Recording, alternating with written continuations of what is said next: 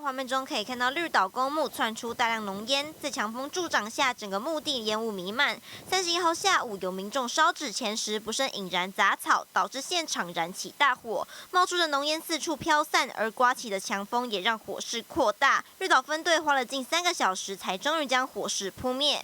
因为昨天绿岛的天气不错，所以绿岛民众昨天蛮多人去绿岛镇南寮公墓做扫墓。